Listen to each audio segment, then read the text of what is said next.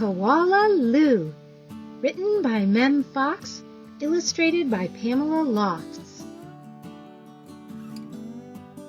There was once a baby koala so soft and round that all who saw her loved her. Her name was Koala Lou. The emu loved her, the platypus loved her, and even tough little Koala Claus next door loved her. But it was her mother who loved her most of all. 100 times a day she would laugh and shake her head and say, "Koala Lou, I do love you." Whenever she stretched in the early morning sun, or climbed a gum tree, or bravely went down the path all by herself, her mother would smile and say, "Koala Lou, I do love you."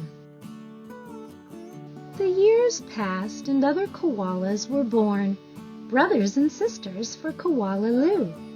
Soon her mother was so busy she didn't have time to tell Koala Lou that she loved her, although of course she did.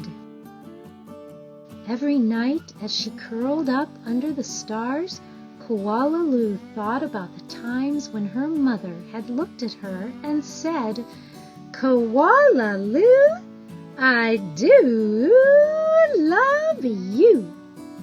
And she longed for her to say it again.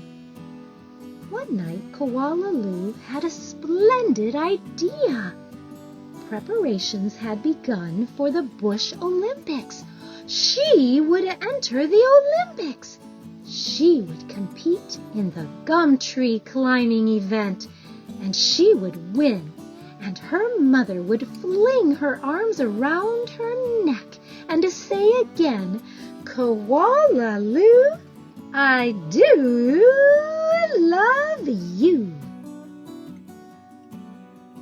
Koala Lou began her training right away. She jogged and puffed and lifted weights and panted. She hung from a branch with one claw at a time till she ached. She did push-ups till her stomach hurt. And last of all, she climbed the tallest tree that she could find over and over and over again. Sometimes her mother would watch her and ask, "How are you going, Blossom?" "Fine, just fine," Koala Lou would reply. At last, the day of the Bush Olympics arrived. Koala Claus had also entered the gum tree climbing event, and everyone knew how fast she was. But Koala Lou wasn't scared. She saw her mother in the crowd and imagined her saying again, "Koala Lou, I do love you." Her heart filled with hope. It was Koala Claus who went first. Her climb was a record-breaking 22 meters in 70 seconds flat.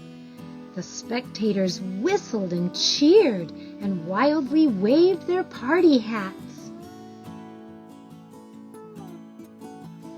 "Can I do better than that?"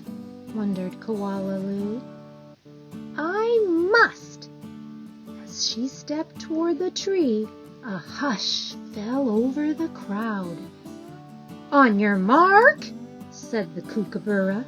"Get set, go!" Koala Lou leapt onto the tree. Up and up and up she climbed, higher and higher and higher, faster and faster and faster, until there she was, right at the very top. The spectators roared and clapped and stamped their feet. But she wasn't fast enough. In spite of all her training and all her hoping, it was Koala Claus who had won the gum tree climbing. Koala Lou came second. Koala Lou went off and hid. She heard the shouts of the Bush Olympics and cried her heart out. When the first stars of evening appeared in the sky, Koala Lou crept home through the dark and up into the gum tree. Her mother was waiting for her. Before she could say a word, her mother had flung her arms around her neck and said, "Koala Lou, I do love you. I always have, and I always will."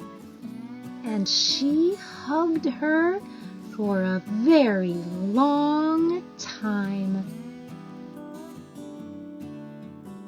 The end.